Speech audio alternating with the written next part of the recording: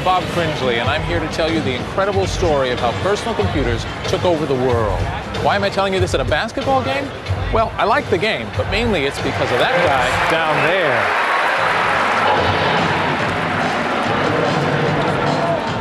there. His name is Paul Allen, and everything you see here belongs to him. The Portland Trail Blazers basketball team, their arena, even the dancers. Thanks to personal computers, he has $8 billion to spend on such toys. 20 years ago, Allen and his high school friend Bill Gates were running a two-man software company called Microsoft. Today, Allen is richer than God, and Gates is richer than Allen. 20 years ago, young men like Paul Allen and Bill Gates invented the personal computer, and in doing so launched a revolution that's changed the way we live, work, and communicate. It's hard to believe that 20 years ago there were no personal computers. Now it's the third largest industry in the world, somewhere between energy production and illegal drugs. But the most amazing thing of all is that it happened by accident, because a bunch of disenfranchised nerds wanted to impress their friends.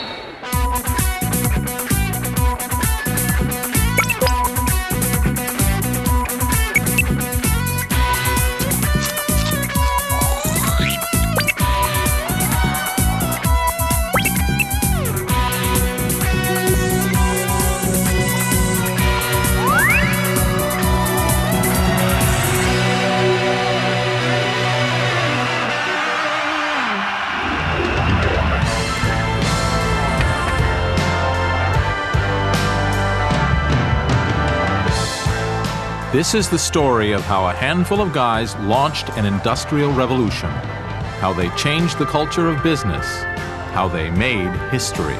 I feel incredibly lucky to be at exactly the right place in Silicon Valley, at exactly the right time historically, where this invention has taken form. It wasn't like we both thought it was going to go a long ways. It was like, we'll both do it for fun, and even though we're going to lose some money probably, we'll just have been able to say we had a company. All of us would get together and just hope we were right, that the PC would become a big thing. You know, I stop and say, wow, the PC really has become part of the very fabric of the way people live. And we've certainly surged with it, and I just stop and say, pretty incredible ride.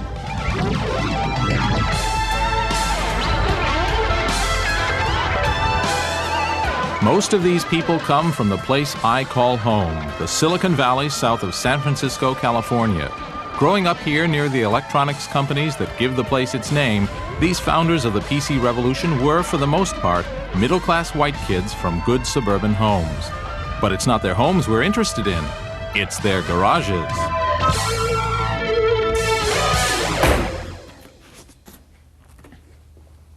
This is my garage, and this is all my junk. I'm probably one of the few guys in Silicon Valley who actually has room in his garage for a car. Most everyone else seems to use theirs to start computer companies and create great fortunes. But I don't have a fortune. I'm a failure. I've written computer programs that almost ran, and I've designed and built hardware devices that frankly didn't work at all. But I'm the ideal guy to tell the story of the personal computer business because I'm its premier gossip columnist. And everyone tells me all their secrets. And this is my home, where I write a gossip column for a computing magazine. Sorry about the mess. Institutions in constant change like the PC industry are driven by rumor and gossip, and I thrive on both. My electronic mail address is deluged with inside information about everything from product flaws to who's sleeping with whom. What ties these gossipers together is a desire for truth. These people and their love of technology have fueled the PC revolution. To understand them is to understand that revolution. So let's go find some.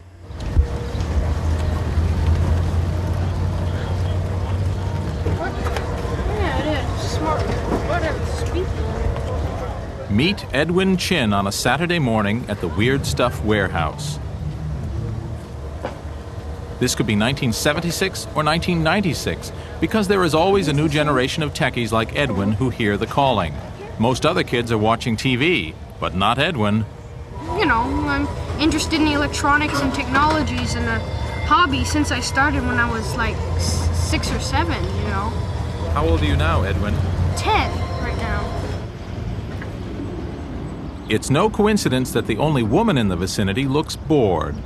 Because this is a boy thing, the obsession of a particular type of boy who would rather struggle with an electronic box than with a world of unpredictable people.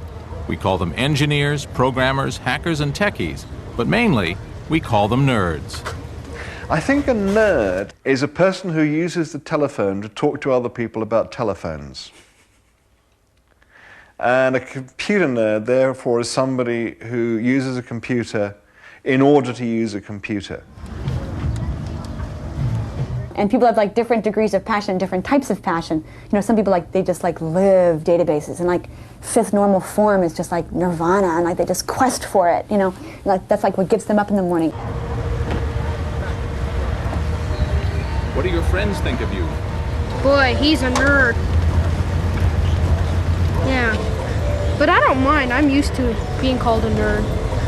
Can't have other people stop your dreams. You've got a very wide wire. And in Silicon Valley, the dream is to grow up to become a boy like this. It doesn't make any difference at all to you whether it's on one of this machine. Graham Spencer is chief programmer for Architects Software. 6 guys who graduated from Stanford University and started a company just because they like each other. This is a modern-day startup, but at heart it's no different from PC pioneers like Apple or Microsoft. Nerds who share a dream. Their hobby is their business, and the culture they've created is identical to that of 1,000 other technology companies. First, they dumped the idea of 9 to 5.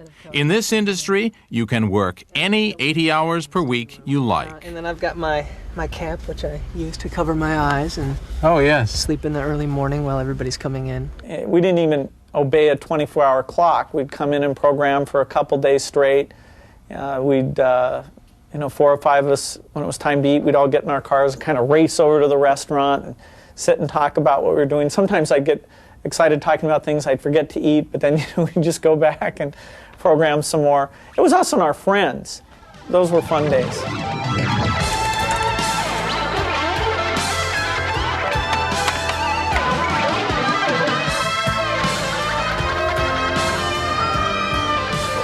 Let's look in the refrigerator. Whoa! We have Coke and cold pizza. I drink about 2 liters of Coke a day. 2 liters of Coke a day. Yeah. And do you think of it like as brain food? That keeps me going. That and listen to heavy metal and get caffeinated and hack.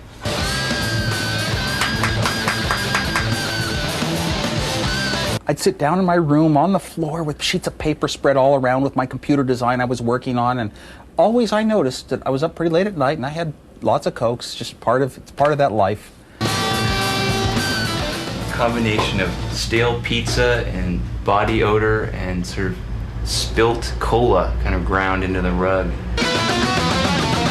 I'd brought some spaghetti to work and then forgot to wash out the container for the last couple of days, maybe 6 or 7 if I had to be honest. Ooh, that smells bad. Eating, bathing, having a girlfriend, having an active social life is incidental. It gets in the way of code time. Writing code is the primary force that drives our lives. So anything that interrupts that is wasteful. What is it about the internal logic of a computer that's so enticing? For one thing, such logic can be understood, as opposed to things that can't be understood at all, like the motivations of young women, say, or of the French. Let me explain. Time for the Cringely Crash Course in Basic Computers, Part 1. This is a mainframe computer. All of these cabinets are one machine. In the old days, all computers were this size. They were tended by engineers in white coats, a kind of priesthood who took their jobs very seriously. Now, all computers work pretty much the same, whether it's a giant that serves 2,000 users like this one, or a little notebook that serves only me. They process numerical data, adding, multiplying, comparing. Fact is, if you can quantify it, a computer can handle it. It's the emotional stuff they don't know what to do with. The data must be put into a special binary code consisting only of 1s and 0s. And you have to give the computer instructions, also in code, to tell it exactly what to do with the data and in what order. These instructions are called a program. In the early days, you put in the instructions by flipping switches or loaded them from paper tape. This was called machine language. It made computers a pain to use. Even worse, every type of computer spoke a different machine language. While the ENIAC could compute the 30-second trajectory of a shell in 20 seconds, operators required 2 days to program it to do so. Then a U.S. Navy captain named Grace Hopper solved the problem. She invented a computer language, English words that the computer itself could translate into binary code. Now users could type whole lists of instructions into a computer rather than flipping those damn switches. Like most things having to do with computers, that first language had a silly name, COBOL. It was followed by other languages like Fortran and BASIC, and they all made computing just a bit more user-friendly. So when some nerd tells you he's been up all night programming or writing software or hacking code, what he really means is he's been typing long lists of instructions into his computer. Mainframe computers were far from personal. They sat in big air-conditioned rooms at insurance companies, phone companies, and the bank, and their main function was to get us confused with some other guy named Cringely who was a deadbeat and had a criminal record. Eventually, computer terminals did begin to appear in some schools, but most of us paid no attention. But there was usually one kid who did pay attention, falling in love with the digital purity of those ones and zeros. He was the nerd. And I took this book home that described the PDP-8 computer, and it was just like a Bible to me. I mean, all these things that for some reason I'd fallen in love with, like you might fall in love with a card game called Magic, or you might fall in love with doing crossword puzzles or something else, or playing a musical instrument. I fell in love with these little descriptions of computers on their inside, and it was a little mathematics. I could work out some problems on paper and solve it and see how it's done, and I could come up with my own solutions and feel good inside. So you would keyboard these commands in, and then you would wait for a while, and then the thing would go and it would tell you something out. But even with that, it was still remarkable, especially for a 10-year-old, that you could write a program in BASIC, let's say, or Fortran, and actually this machine would sort of take your idea and it would sort of execute your idea and give you back some results. And if they were the results that you predicted, your program really worked. It was an incredibly thrilling experience. Nerds wanted their own computers right from the beginning, but it took a technological breakthrough to make that possible. This is it, the chip, the microprocessor. This is what allows you to have a mainframe computer on your desk. In the 1950s, mainframes were as big as this garage, and that's because they were filled with thousands of these vacuum tubes or valves. Eventually, the valves were made much smaller and replaced with transistors. Still too big, however, to make a computer that could fit on your desk. What that took was further miniaturization. Here we have a single piece of silicon etched with thousands of transistors. This microprocessor holds more than 1 million transistors, and that's the secret of the personal computer. And that's why they call it Silicon Valley, not Computer Valley. These are the people who invented the microprocessor, Intel. Intel was started 28 years ago by a handful of guys after a row with their old boss. Their microprocessors today power 85% of the world's computers.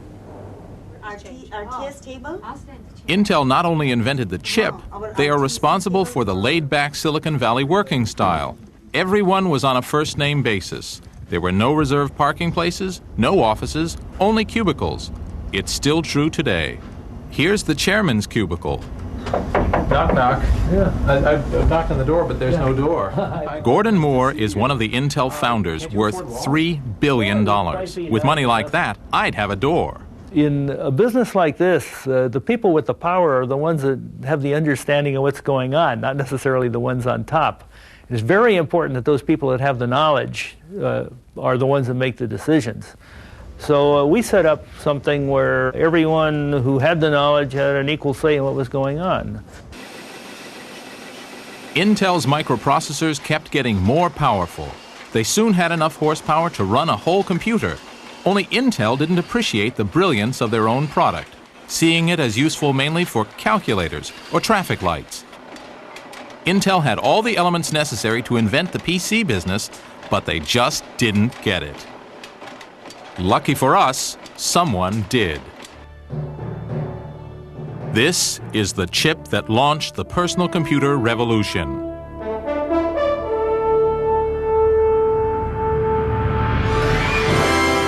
This is the magazine that announced it. In January 1975, featured on the cover was the world's first personal computer, the Altair 8800. It was the crazy idea of an ex-Air Force officer from Georgia, Ed Roberts. If you look at it, it was kind of a grandiose, almost megalomaniac kind of scheme, and right now I couldn't do it because I could see right off there's no way you could do this. There isn't any way you could do this. But at that time, we just lacked the benefits of age and experience, and we didn't know we couldn't do it. 20 years after Ed Roberts' flash of brilliance, this exhibit is being held to celebrate the anniversary of the Altair. Like every other PC pioneer, Ed built his computer just because he wanted one to play with. There were some of us that lusted after computers, really, at that time. All the computers in the world tended to be in big centers, and you had to get permission to get close to them, and it was, nobody had access to computers then. And the idea that you could have your own computer and do whatever you wanted to with it, whenever you wanted to, was fantastic.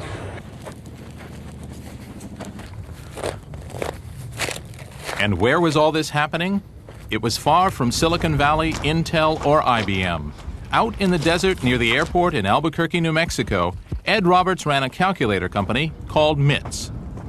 Having an ugly building wasn't its only problem. MITS was going bankrupt. Nobody was buying calculators, and Ed needed $65,000 just to stay afloat. And we went to the bank and had a late night meeting, and the issue was whether we closed MITS down or they loaned us an additional $65,000. And I was asked how many machines that I think we would sell in the next year after it was introduced. And I said 800, and was considered a wild-eyed optimist at that. Within a month after it was introduced, we were getting 250 orders a day. Started about 6 The Altair wasn't even a computer.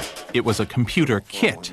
Whoa, this is a pretty well-equipped machine. You had to build it yourself, and even then it usually didn't work. Still, the demand was amazing.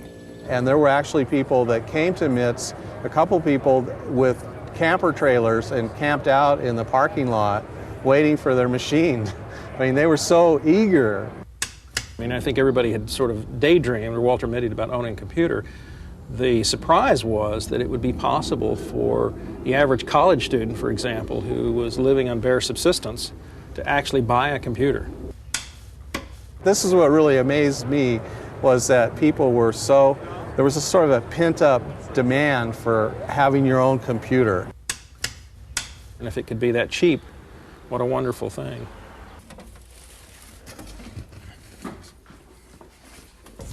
This is an Altair computer, the first personal computer. And not just any Altair. This is Altair serial number 2, the second one made. The first Altair made was sent off to be photographed at a magazine and was lost in the mail. So this is the oldest personal computer in the world. Pretty historic junk, but the question is, what do you do with it?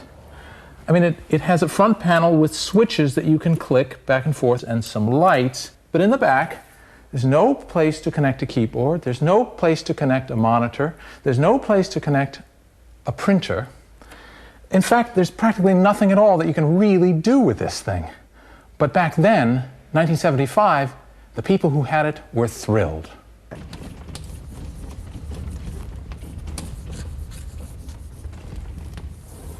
The nerds formed clubs to talk about their new toy. One of the first was the Homebrew Computer Club, which met on Wednesday evenings in a hall rented from Stanford University in Silicon Valley. Presiding over Near Anarchy was Lee Felsenstein, who pretended to be in charge. I would start the meeting by making a horrendous loud noise because everyone was talking and I had to get some attention somehow. And I would use it to call on the person in question. I'd make threatening gestures with it. Most of us were in the electronics industry to a certain extent. There was also a stratum of physicians. And there were a lot of radio amateurs, for instance, finding a new technology that wasn't stale.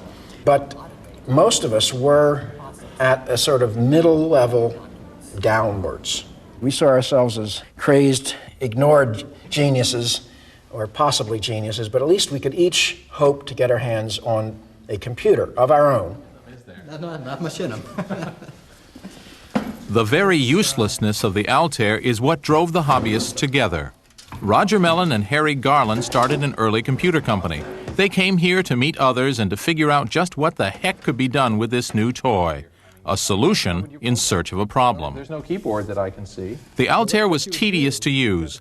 At first, the only way that data and instructions could be given to the computer was by flipping switches. Take something trivial like 2 + 2. Each 2 needed 8 different switches to be flipped, then a 9th switch was used to load them all. Add required another 9 switches. The answer 4 was if the third light from the left turned on. Eureka! So if you had a program that was 100 bytes long, you had to go through this procedure 100 times to load that into memory. It took a long time. I bet it did. And what happened if you lost power or you lost your way in the middle? You cried. The Altair may have been frustrating, but it drove the nerds to experiment, finding real uses for the useless box, turning it from a curiosity to a computer. Steve Dampier set up an Altair, laboriously keyed a program into it. Somebody knocked the plug out of the wall, and he had to do that all over again, but nobody knew what this was about. After all, was it just going to sit and flash its lights? No. You put a little transistor radio next to the Altair, and he would, by manipulating the length of loops in the software, could play tunes. The radio began playing The Fool on the Hill. Da-da-da-da, da-da-da-da, in the tinny little tunes that you could tell were coming from the noise that the computer was generated, being picked up by the radio. Everybody rose and applauded. I proposed that he receive the Stripped Phillips Screw Award for finding a use for something previously thought useless. But I think everyone was too busy applauding to even hear me. It was a very exciting thing. It was probably the first thing the Altair actually did. Turning the Altair into a useful tool required a programming language so users could type their programs in rather than flipping switches. What it needed was a version of some big computer language like BASIC, only modified for the PC. This was called a BASIC interpreter, but it didn't yet exist because the experts all thought that not even BASIC was basic enough to fit inside the tiny Altair memory. Yet again, the experts were wrong. Here comes the guy who solved the problem. 20 years after finishing the first microcomputer BASIC, Paul Allen is returning to Albuquerque for a celebration of that event, this time with his $15 million jet and 3-foot red carpet. At a time when I was killing brain cells, this guy was founding an empire. He has come to eat rubber chicken in honor of the Altair's 20th anniversary. I'd like to introduce to you Paul Allen.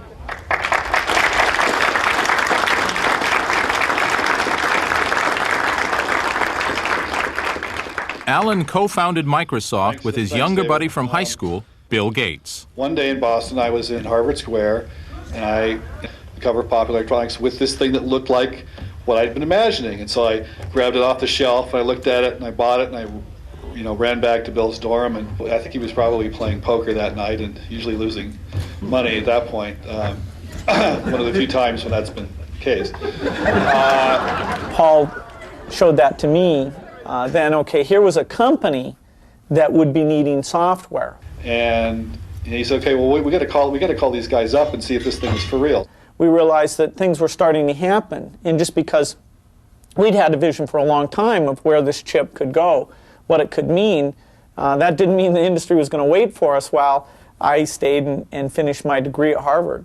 So called up Ed, we told him we've got this BASIC, and it's just, for your machine, it's not that far from being done, and we'd like to come out and show it to you. So we created this BASIC interpreter. Paul took the paper tape and flew out. In fact, the night before, he got some sleep while I double-checked everything to make sure that we had it all right. But I had no idea what it was really going to be like to try to run the software. It had never been run on an actual computer before. He was very nervous about whether this would actually work. And he got to the office, and we all gathered around, and he put his fingers on the switches, and he loaded BASIC in with paper tape into the Altair. You know, I was so nervous. It's not going to work. It worked. And it came up, and it could do a few little simple things. And it was amazing when Paul called me up and said the thing had worked the first time. And of course it was incredibly fast. And it printed out memory size, and I think Bill said, well, it printed something. And so I said, yeah. Oh, that was unbelievable. The fact that it really worked was a breakthrough. Maybe there wouldn't be a Microsoft if the screen hadn't come alive. Who knows? It might all be quite different.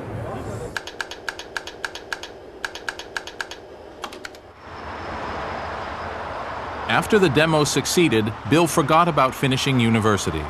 Afraid of missing his chance to dominate the new industry, he joined Alan in what was then the center of world microcomputing research, among the sleazy bars and gas stations of Albuquerque, New Mexico. And they lived across the street from MITS in the Sundowner Motel. And the prostitutes and the drug dealers are out on the corner, and they were writing BASIC for the Altair computer, and gradually they actually started Microsoft here in Albuquerque. So we hired some of our high school friends basically to come down and stay with us in our apartment, which became very crowded. Well, we were pretty young. We started when I was 19, and so we just had a lot of energy. They worked really hard. They listened to really loud music. I could hardly stand to go in the software room sometimes because the music would be banging off the walls, mostly acid rock. You know, we'd usually go out, eat pizzas, and then go out and watch action movies.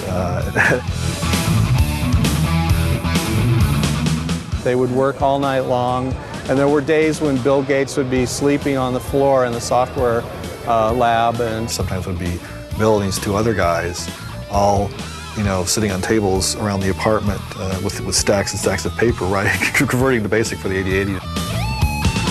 I still know the source code by heart, and that was a work of love. You know, we just kept tuning and tuning that thing, and so that kind of craftsmanship paid off. BASIC let the Altair be used for both fun stuff and real work. People attached terminals to the computer and began writing games, word processors, and accounting programs. Most of us didn't notice, but soon there was a thriving industry for enthusiasts. By the end of 1975, dozens of other companies were building microcomputers. We created an industry, and I think that goes completely unnoticed.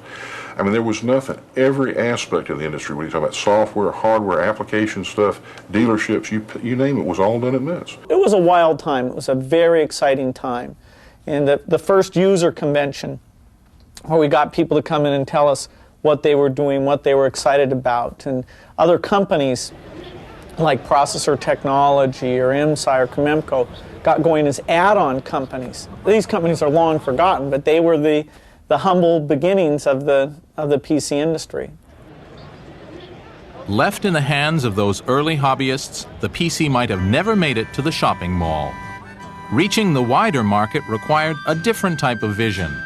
Enter the flower children of California, who thought the PC was, well, groovy. From the safety of secret committees, they talk about the danger of war. Remember that the 60s happened in the early 70s, right? So we have to remember that. And that's sort of when I came of age. So I saw a lot of this. And to me, the spark of that was that there was something beyond sort of what you see every day. Far from the smell of the gun. It's the same thing that causes people to want to be poets instead of bankers. And I think that's a wonderful thing. And I think that that same spirit can be put into products. And those products can be manufactured and given to people, and they can sense that spirit. To help you understand all this, I will now take off my clothes. Well, why? He says, well, frame relay is scalable. Jim Warren knows better than most what the hippie movement did for the PC. A 60s radical himself, he staged the West Coast Computer Fair, for a time the biggest computer show in the world. The fair was where the PC really arrived. It's also where Jim got rich. So, Jim, is this where you hold all your meetings? As many as possible. Sure, why not?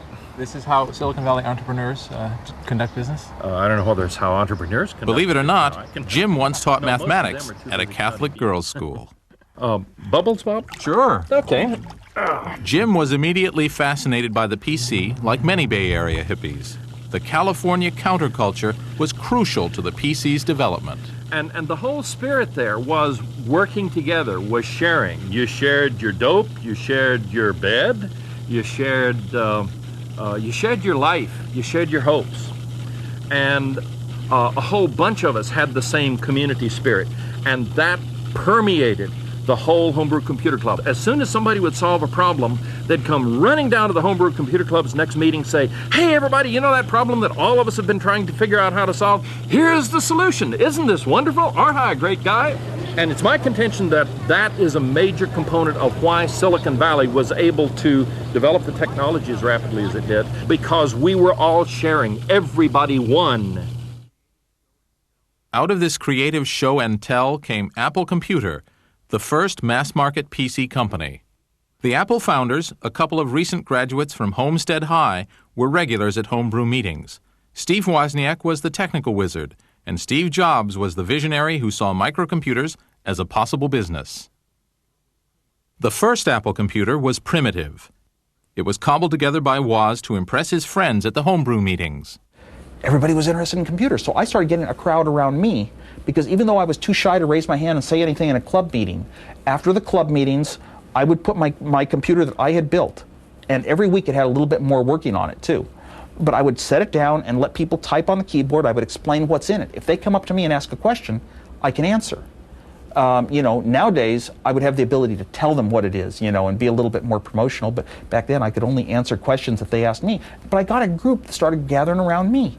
And Steve Jobs saw that I had a lot of interest around me at the club, and he said, let's start selling it. And let's make this company. Came up with the name Apple, and that's how it started. Apple was at best a funky company, started by a couple of teenage hackers who previously had been working as Alice in Wonderland characters in a local shopping mall. And they started it in this garage right here. The first Apple computer was built here. Now there are more than 10 million in use around the world. And I was there. Well, for a short time, I was an employee at Apple Computer, employee number 12, and one day I helped move materials out of this garage. At the time, Steve Jobs said the company was short of loot, so he offered to pay me in company shares, but I held out for the money. My mother still reminds me of that incident. The Apple I was even less of a computer than the Altair. A single circuit board that came with neither a case nor a keyboard. Still, Steve Jobs managed to sell 50 Apple I's. That experience showed Jobs that there was a market for a real computer, the Apple II. It was very clear to me that while there were a bunch of hardware hobbyists that could assemble their own computers, or at least take our board and add the transformers for the power supply and the case and the keyboard and go get et cetera, go get the rest of the stuff. For every one of those, there were 1,000 people that couldn't do that but wanted to mess around with programming. Software hobbyists. Just like I had been when I was, 10, discovering that computer. And so my dream for the Apple II was to sell the first real packaged computer. Steve Jobs' dream was impossible. It needed too many chips, making the product too complicated and expensive to build. But Woz didn't know it was impossible. And then I got into a way of, why have memory for your TV screen and memory for your computer, make them one? And that shrunk the chips down, and I shrunk the chips here, and why not take all these timing circuits? I looked through manuals and found a chip that did it in one chip instead of 5, and reduced that, and one thing after another happened. I wound up with so few chips. When I was done, I said, hey, a computer that you can program to generate colored patterns on a screen, or data, or words, or play games, or anything. And it was just the computer I wanted, for myself, pretty much. And but it had turned out so good. He said, I think we have a computer we could sell 1,000 a month of. How can you sell 1,000 a month, you know? But we needed some money for tooling the case and things like that. We needed a few $100,000. That was a lot of money for two people who had nothing in their lives to speak of, didn't have a $400 bank account. So I went looking for some venture capital.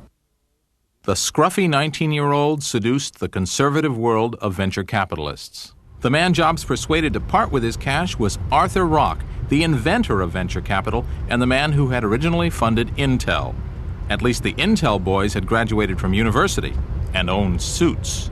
Well, he wore sandals, and he had very long hair and beard and mustache, but very articulate. He was, I think at one time in his life, and it was probably when I first met him, that he ate nothing but fruit. So as a mainline venture capitalist, this is not the norm. This is not the norm.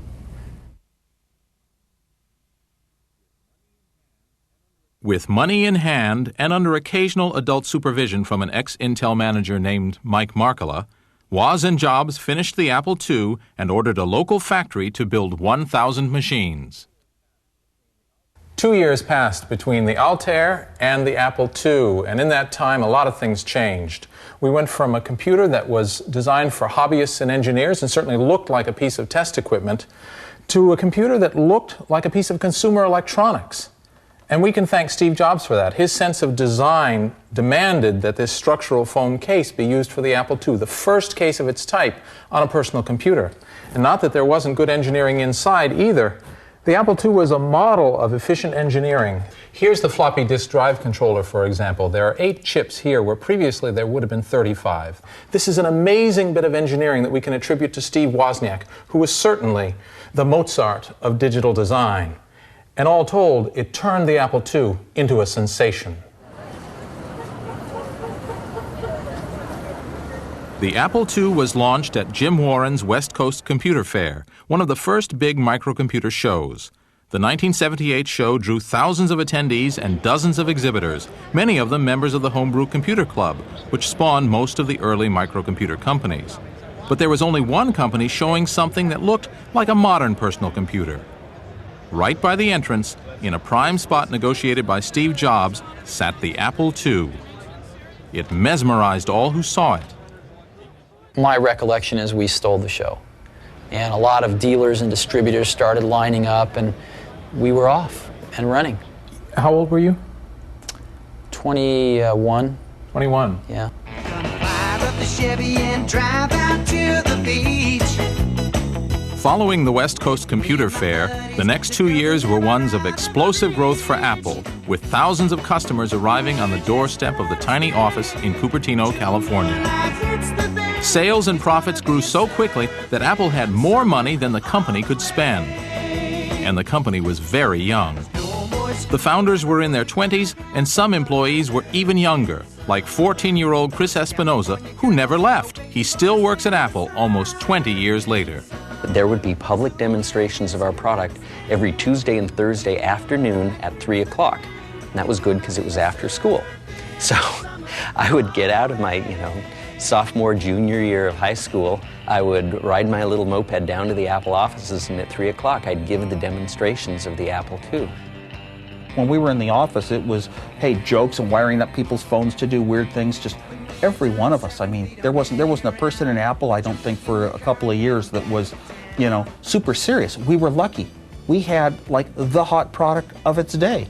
And some of the people that I did original demos to came up to me years later and said, I founded a $100 million chain of computer stores based on the demo you showed me one Tuesday afternoon at Apple. It's really fun. It went so successful that all of a sudden, Steve and I wouldn't have to worry about work for the rest of our lives. And then it got even more successful and more successful after that. And it was sort of a shock. The Apple II set a new standard for personal computers and showed there was some real money to be made. Rival companies popped up all over, but the market was still hobbyists. Guys with big beards who thought a good use for their computer was controlling a model train set. Loads in the actual program. But for microcomputers to be taken seriously, they had to start doing things that needed doing, functions that were useful, not just for fun. Over 2,000 programs with The enthusiast market had its limits. To reach the rest of us, the Apple II needed what nerds call a killer application, software that's so useful that people will buy computers just to run it.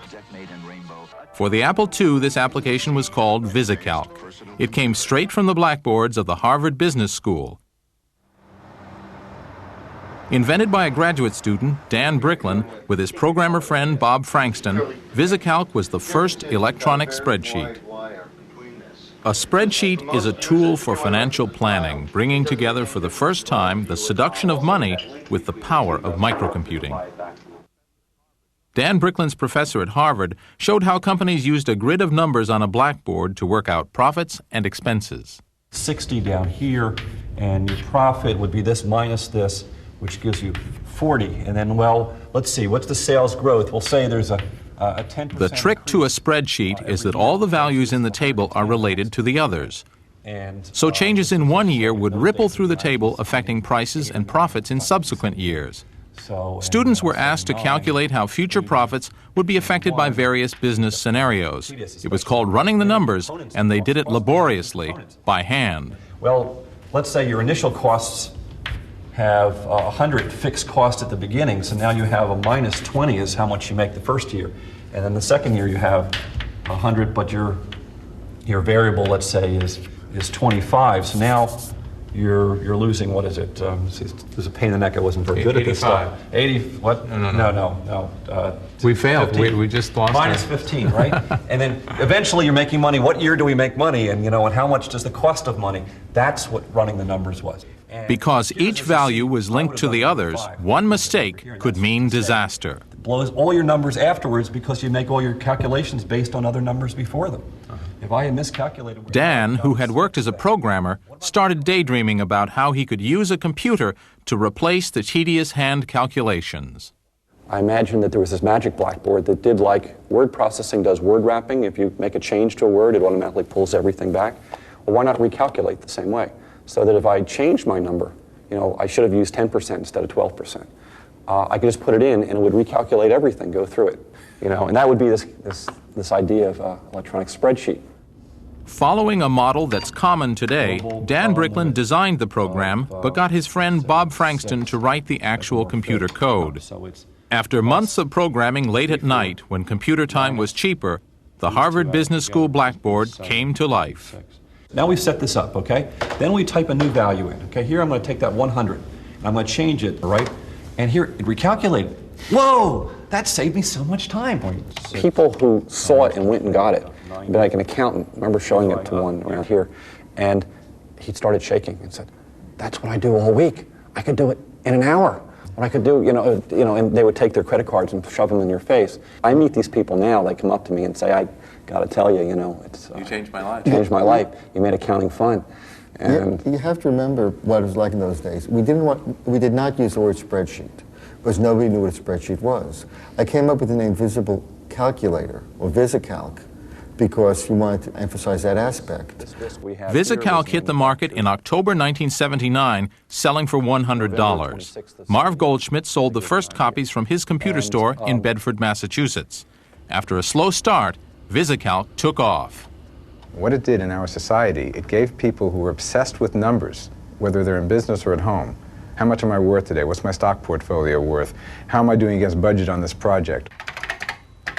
It gave them the ability to play with scenarios and change it and say, well, what if I do this? So put people, in a sense, in control of the thing that lots of people in our society feel is driving them, and that's numbers. The spreadsheet was every businessman's crystal ball. It answered all those what-if questions. What if I fire the engineering department? What if I invest $10 million in pantyhose futures?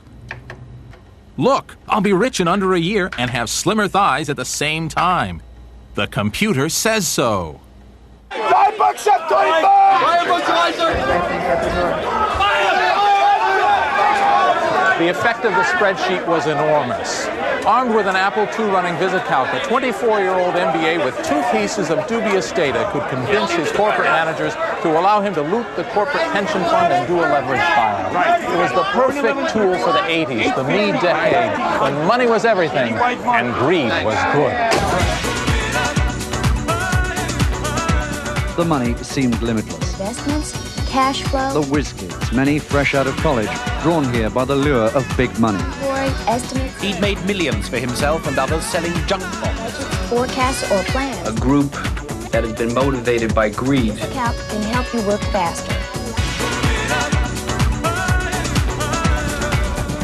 In 5 years, the PC had gone from a hobbyist's toy to an engine that shaped the times we lived in. Thanks to VisiCalc, the Apple II made history. Everybody you talked to just seemed excited about talking about what we were doing.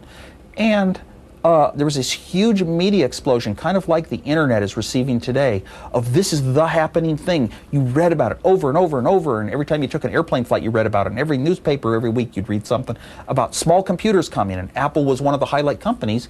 So we were being portrayed as a leader of a revolution, and we really felt that we were a leader of a revolution. We were going to change life a lot. Pretty good for a company started in a garage 3 years before.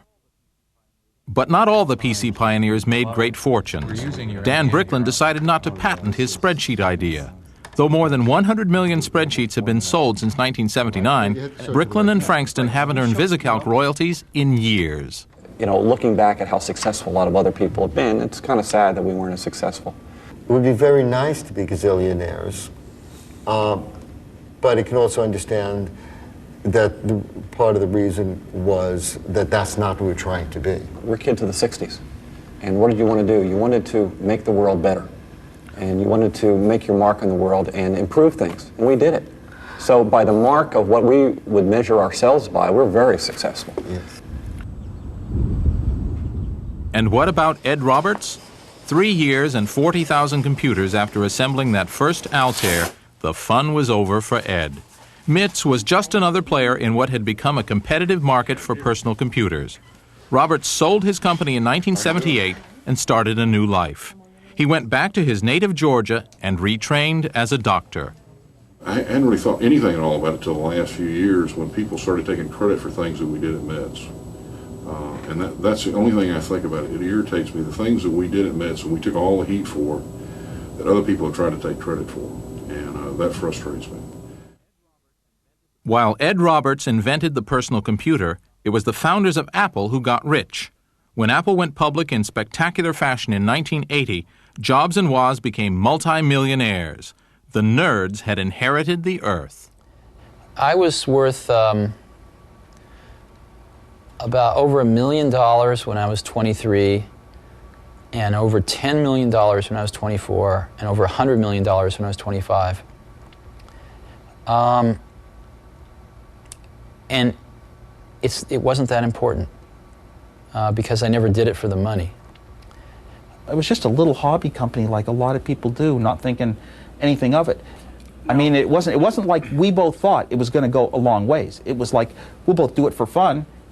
But back then, there was a short window in time where one person who could sit down and do some neat, good designs could turn them into a huge thing like the Apple II.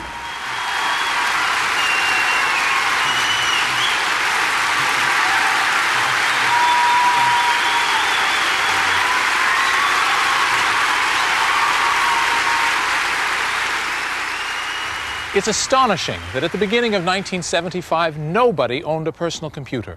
All there was a mock-up on a magazine cover.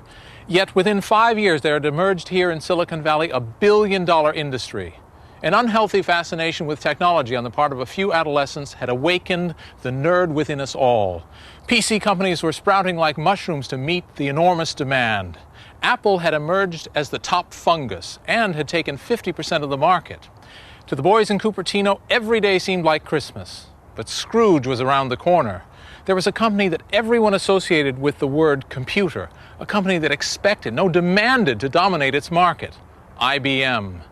Big Blue was on the move, and Silicon Valley would soon be feeling the reverberations.